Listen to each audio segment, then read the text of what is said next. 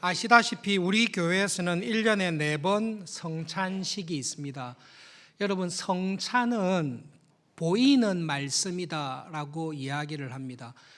우리는 주일날 말씀을 들을 때에 귀로 듣습니다. 그런데 성찬식에서는 말씀을 눈으로 보게 됩니다. 그래서 어떤 점에 있어서는 성찬은 너무나 쉽고 눈에 보이는 것이기 때문에 눈으로 보면서 하나님께서 주시는 은혜가 무엇인지를 확인할 수 있습니다. 어렵게 신학적인 논쟁은 있었지만 그 신학적 논쟁을 통해 밝혀진 분명한 사실이 있습니다. 그래서 오늘 성찬에 참여하고 성찬에 참여할 때에 우리에게 주시는 은혜가 무엇인지를 생각할 때에 두 가지를 생각하겠습니다. 1번, 성찬의 주인이 되시는 예수님께서 성찬을 통해 우리에게 주시는 것이 무엇인가라는 것입니다. 예수님께서 성찬을 제정하시고 재림 때까지 교회에 성찬식을 가지도록 말씀하셨습니다. 그리고 이 성찬의 주인은 예수님이십니다. 예수님께서 성찬에 우리를 부르시고 떡과 잔을 주십니다. 예수님께서 이 떡과 잔을 주시면서 이것이 내 살이다, 이것이 내 피다, 그래서 내 살을 먹고 내 피를 마시라고 이야기하시면서 떡과 잔을 주십니다. 이 떡과 잔을 통해서 예수님께서 실제로 우리에게 교회에 주시는 것이 무엇입니까? 그리고 무엇을 받습니까? 간단한 질문인데요. 집에 가셔서 자녀들이 아버지, 어머니 오늘 예배 때에 성찬식을 했는데 예수님의 살과 피를 떡과 잔으로 받았다고 들었습니다.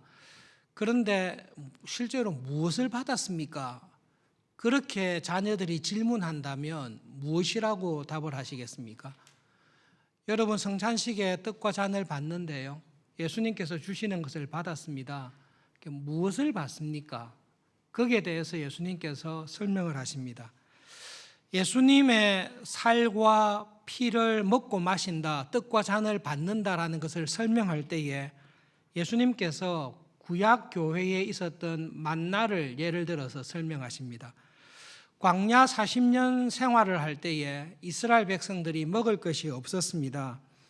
이집트에서 아무리 많이 준비해 와도 한 가족이 40년 먹을 양식을 준비하는 것 불가능할 것입니다. 200~300만 명이나 되는 사람들이 40년간 먹을 양식을 준비하는 것은 불가능합니다. 실제로 보면 40년 동안 다 굶어서 죽어야 되는 상황입니다.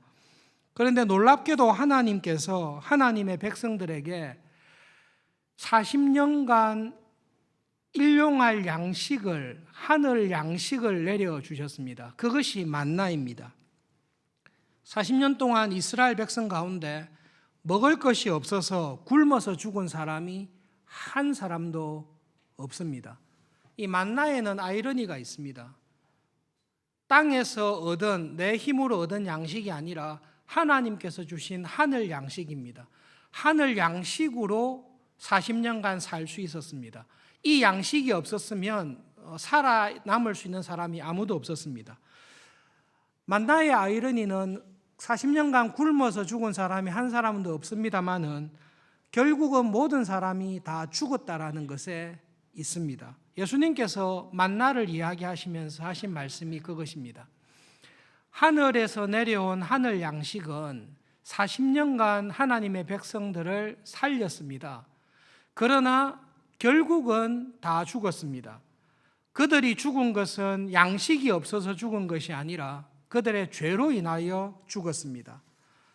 구약 교회에 하나님께서 만나를 내리신 것은 하나님께서 이 만나를 통해 주시기 원하시는 참 하늘 양식이 무엇인지를 상징하는 것입니다. 만나를 보내주신 분도 하나님이십니다. 신약의 교회에 예수님을 보내주신 분도 하나님이십니다. 그런데 하나님께서 신약에 보내주신 하늘 양식은 만나와 다릅니다. 예수님을 직접 보내어 주셨습니다. 만나를 먹은 사람은 살았으나 죽었지만 예수님을 먹는 사람, 예수님을 하나님이 보내어 주신 예수님을 믿는 사람에게는 참 생명을 주십니다. 죄로 인하여 다 죽었습니다. 하나님께서는 그 죄의 문제를 해결하기 위해서 우리를 죽음에서 구원하시기 위해서 하늘의 양식인 예수님을 보내어 주십니다. 만나를 먹고 반석에서 나오는 물을 마셨듯이 예수님께서는 우리들에게 만나를 먹었듯이 내 살을 먹어야 된다. 반석에서 나오는 물을 마셨듯이 내 피를 마셔야 된다라고 말씀하십니다. 살과 피를 내어준다라는 말은 자기의 생명을 십자가에서 내어놓는다라는 말씀입니다. 그래서 우리가 성찬에서 떡과 잔을 받을 때에 너무 명쾌하고 간단한데요. 예수님께서는 이 땅에 오셔서 죄로 인하여 죽을 수밖에 없는, 죄로 인하여 죽어 있는 우리에게 참 생명, 40년간 살다가 죽을 생명이 아니라 죽음이 위협하지 못하는 참 생명, 영원한 생명을 주시기 위해서 자기의 생명을 우리를 대신하여 십자가에서 내어주셨습니다. 잡히시기 전날, 십자가에 달리시기 전날 떡을 떼어주면서 사도들에게 이야기를 했습니다. 떡을 받아서 먹어라. 이 떡은 나의 육체인데, 내 살인데 너희 죄를 속하기 위해서 십자가에서 찢어서 죽을 내 육체를 의미한다라고 해서 떡을 떼어 주었습니다. 그 성찬을 준비하는 분들이 떡을 다 이렇게 개인적으로 드실 수 있도록 했는데요. 원래는 아시다시피 떡 한 덩어리를 준비해서 이 한 덩어리를 들고 있고 사람들이 나와서 그 떡을 한 덩어리씩 떼서 먹도록 되어 있습니다. 예수님의 한 몸을 우리가 한 몸에 참여하는데 그 한 몸을 뜯어서 먹습니다. 뜯어서 먹으면서 우리는 무엇을 생각하는가 하면 나의 죄를 사하시고 나를 구원하시기 위해서 십자가에서 못에 창에 찔려서 찢어진 예수님의 육체의 죽음을 생각하면서 떡을 뜯는 것입니다. 그래서 여러분 떡을 받으실 때에 이 원래 하나인 떡, 이 떡을 뜯어서 먹듯이 나의 죄를 용서하시고 나에게 새로운 생명을 주시기 위해 십자가에서 죽으셨던 예수님의 죽음을, 예수님의 몸을 생각하면서 이 떡을 받아라고 떡을 주시는 것입니다. 잔을 받습니다. 똑같습니다. 십자가의 처형은 피를 말려서 죽이는 것입니다. 손과 발에 못을 찔러서 그 피가 서서히 새어나와서 피가 다 말라서 피를 말려서 죽이는 건데요. 예수님께서 자기의 생명을 다 피를 흘리셔서 나의 죄를 다 용서하셨습니다. 예수님께서 주시는 잔을 받습니다. 우리는 눈으로 봅니다. 이게 예수님의 피를 상징하는 잔을 받습니다. 그러면서 우리는 무엇을 느끼는가 하면 나의 죄로 내가 죽어야 되는데 예수님께서 나의 죄를 다 짊어지시고 자기의 피를, 자기의 생명을 십자가에서 다 쏟아내시고 내 죄를 구원하신 구원의 은혜를, 나를 살리는 생명의 피를 잔을 통해서 받습니다. 그러므로 성찬을 할 때에 예수님께서 믿음으로 성찬에 참여하는 우리에게 주시는 은혜가 있습니다. 그 은혜는 내가 너를 구원하기 위해 너의 모든 죄를 내가 다 짊어지고 그 죄를 대신하여 내가 죽었고 내가 죄를 대신하여 죽음으로 너에게는 하나님의 자녀가 되는 구원의 은혜와 하나님의 자녀가 되는 참 생명과 영원한 생명을 너에게 준다라는 그 구원의 은혜를 성찬을 통해서 우리는 받습니다. 성찬식에 참여하실 때 엄숙하고 진지한 분위기로 경건하게 받아야 되겠다라고 생각할 때에 이 생각을 중심에 가지셔야 됩니다. 이 생각이 없이 아무리 경건한 폼을 잡으셔도 성찬의 은혜에 참여하실 수가 없습니다. 성찬의 은혜에 참여하시려면 성찬의 주인 되시는 예수님께서 주시는 것을 받으셔야 되는데 예수님께서는 떡과 잔을 통해 나의 죄를 다 짊어지시고 그 죄를 사하시고 하나님의 자녀로 거듭나게 하시는 새로운 생명과 구원의 은혜를 주셨습니다. 떡과 잔을 받으실 때에 십자가에서 나의 죄와 하나님의 자녀로 거듭난 은혜를 주신 예수님의 십자가의 죽음을 생각하시면서 떡과 잔을 받으시면 주님께서 말씀하신 준비하신 성찬에 올바르게 참여할 수 있습니다.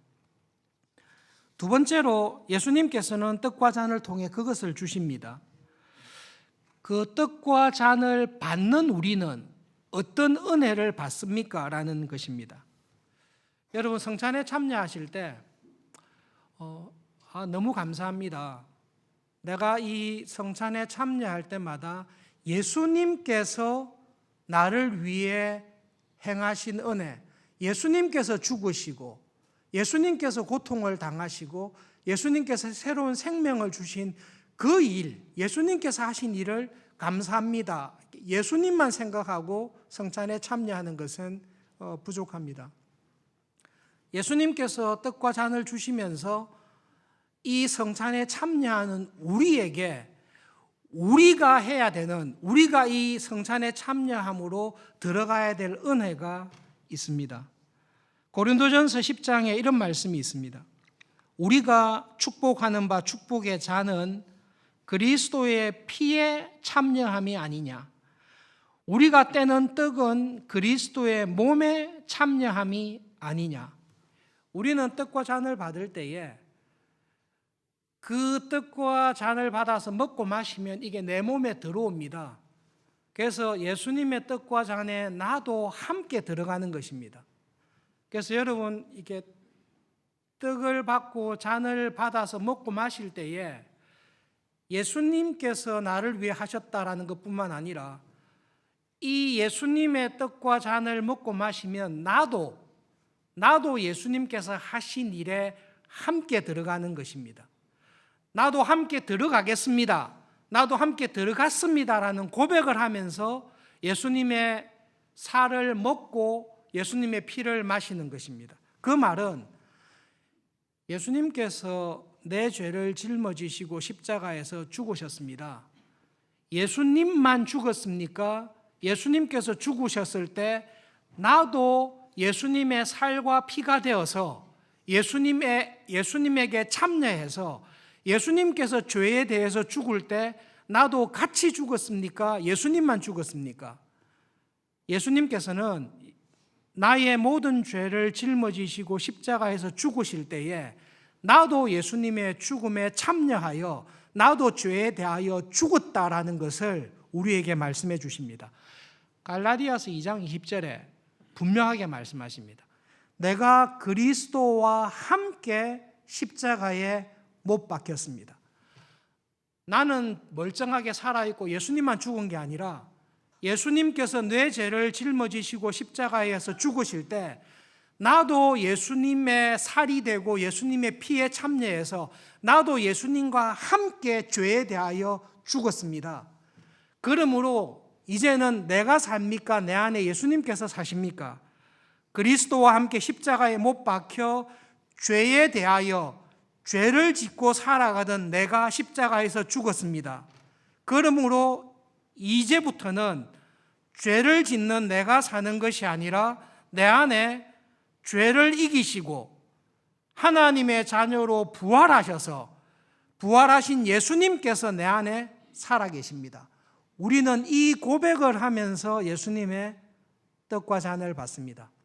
그러므로 여러분 성찬에 참여하실 때에 예수님께서 나를 대신하여 죽으시고 나에게 생명을 주셨을 뿐만 아니라 이 예수님이 주시는 떡과 잔, 예수님의 살과 피를 마실 때에 이 예수님께서 내 안에 들어와 계시고 내가 예수님 안에 들어가 있어서 이제는 내가 예수님 안에서 예수님께서 내 안에서 살아가고 있다라는 구원의 은혜를 확인하시고 그 믿음 가운데 살아가시기를 바랍니다.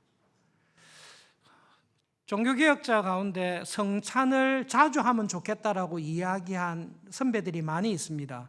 대표적인 분이 칼빈인데요. 칼빈 선생님은 제네바 교회에 성찬을 매주일 하자라고 이야기를 했습니다. 제네바 교회 역사 읽어보시면 매주일 한 적은 한 번도 없습니다. 요즘 기억이 가물가물한데요. 많이 해봐야 한 달에 한 번 정도 아마 했었을 것입니다. 그런데 이게 매일 하자라고 했을 때 어떤 작은 교회에서는 매일 하는 교회가 있습니다. 이 매일 성찬을 하면 이 성찬의 의미를 정확하게 알고 매주일 성찬에 참여하는 교인에게는 이게 은혜가 있습니다. 어떤 은혜가 있는가 하면, 여러분 우리 세포는 다 죽잖아요. 다 죽으면 새로운 세포가 항상 생성이 돼야 됩니다. 우리가 먹는 음식으로 새로운 세포가 생성이 됩니다. 저의 얄팍한 지식으로는 심장에 있는 세포도 의학적으로 틀리면 말씀해 주세요, 의사 선생님들. 심장에 있는 세포도 7년이 지나면 다 새로운 걸로 바뀐다라고 듣습니다. 내가 먹는 음식에 따라서 내 세포가 새롭게 생성이 됩니다. 그런데 매주일마다 예수님의 살과 피를 먹는다라고 생각해 보십시오. 예수님의 살과 피를 먹고 마셔서 내 몸에 옛날에 내가 가지고 있었던 죄를 짓던 세포들은 다 없어지고, 예수님이 주시는 살과 피를 먹고 마셔서 내 몸이 점점 예수님의 몸으로 변화된다라고 생각을 해 보십시오. 사실 이게 성찬의 은혜인데요. 그러면 내 안에 누가 살아 계시죠? 분명히 내가 예수님의 살을 먹었어요. 예수님의 피를 마셨어요, 문자적으로. 그러면 내 몸이, 내 육체가 내 것이 아니라 예수님의 육체가 된 거예요. 내 몸이 예수님의 육체인데 이 육체를 가지고 음란하고 부정하고 불법한 일에 내 몸을 쓰겠습니까? 생각해 보세요. 내 몸이 내 몸이 아니라 내 안에 살아계신, 나를 구원하신 거룩하신 예수님의 몸인데, 이 몸을 가지고 죄 짓는 곳에, 이 몸을 가지고 음란하고 불의하고 불법한 일을 행하는 일에 내 몸을 막 쓰겠습니까? 이 내 몸이 아닌데. 이게 성찬의 은혜입니다. 성찬에 참여하는 사람은 예수님께서 나에게 구원해 주신 구원의 은혜를 감사할 뿐만 아니라 이 떡과 잔을 받아서 먹고 마심으로 내가 예수님의 몸에 참여하는 것입니다. 그 말은 내 몸이 예수님의 몸이 되고 예수님의 몸이 내 몸이 되는 것입니다. 이 은혜를 매주일 교회에 와서 예배 때마다 확인하는 거죠.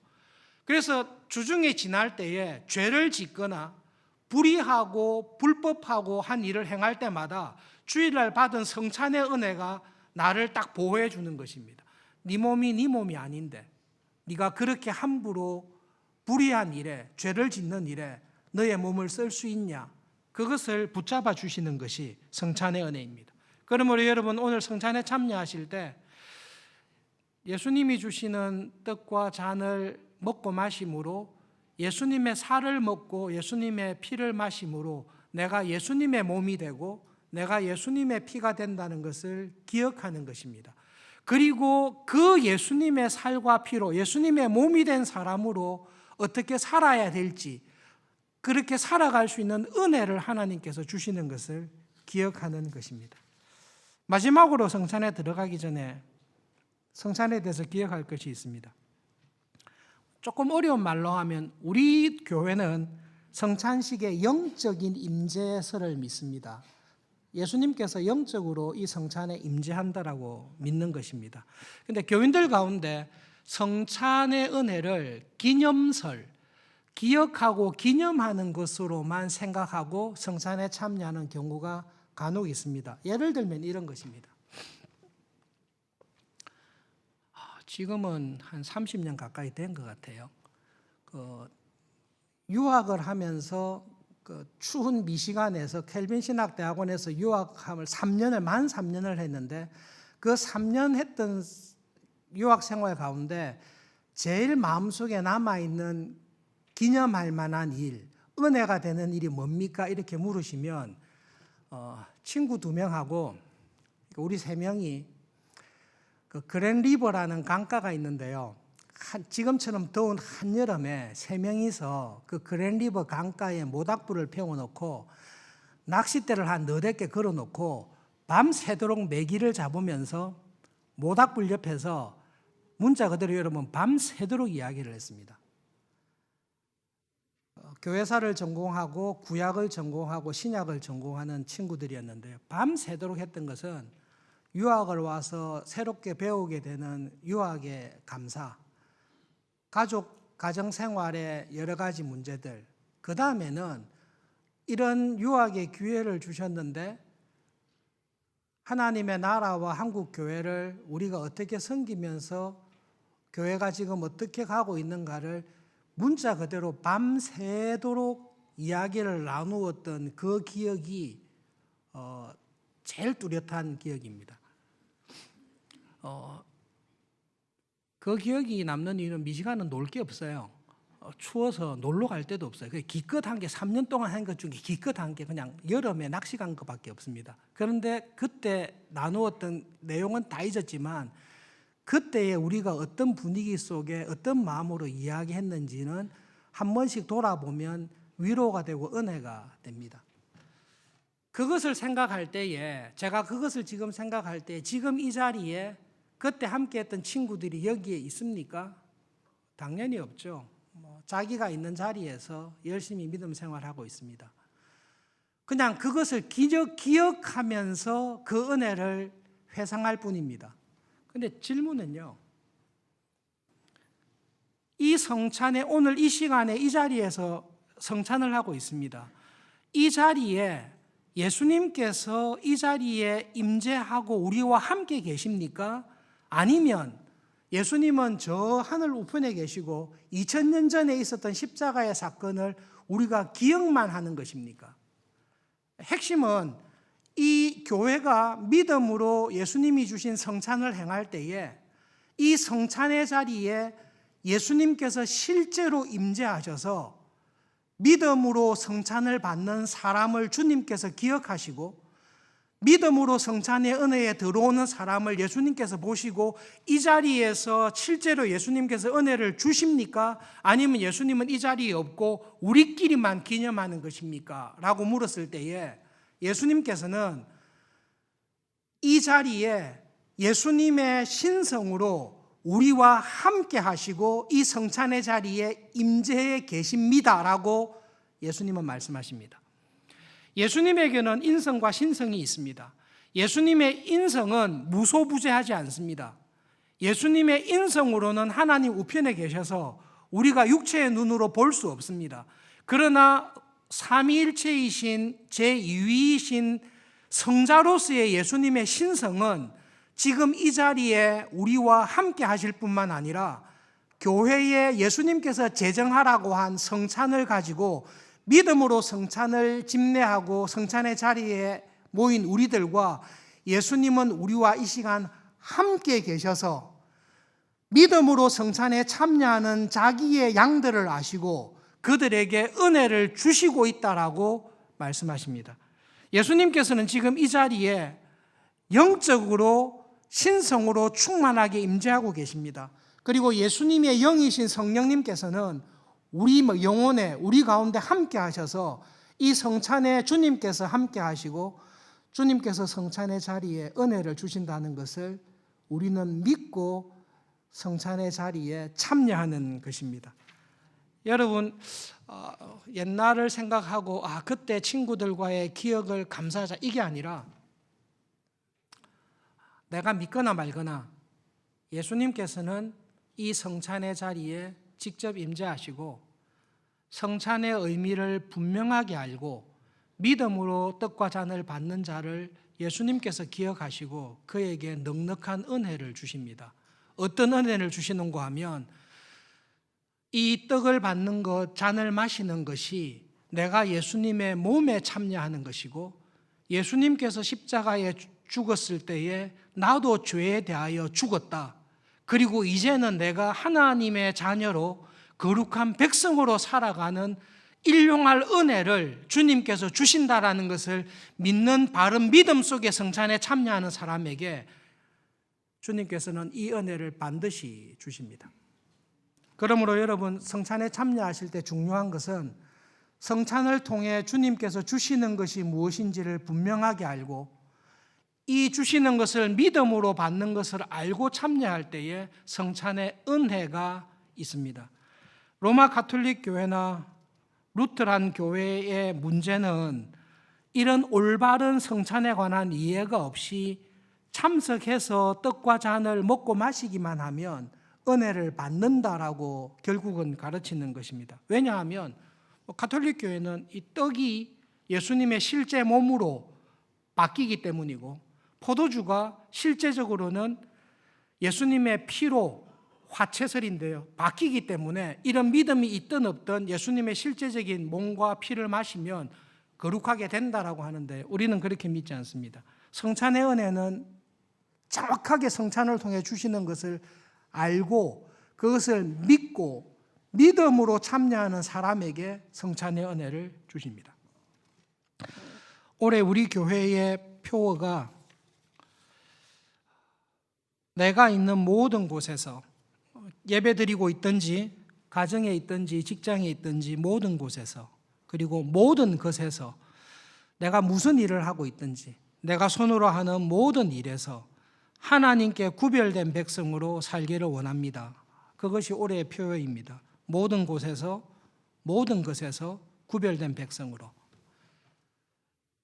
이러한 믿음을 가지고 살아가는 우리에게 하나님께서는 날마다 만나를 주셔서 하루를 살아갈 힘을 주셨듯이 일용할 하늘 양식을 주셔서 이 믿음대로 살아갈 수 있는 은혜를 예수님께서는 분명히 주십니다. 어떻게 알 수 있습니까? 할 때 성찬을 보십시오. 우리 눈으로 봅니다. 예수님께서 먹을 양식을 주십니다.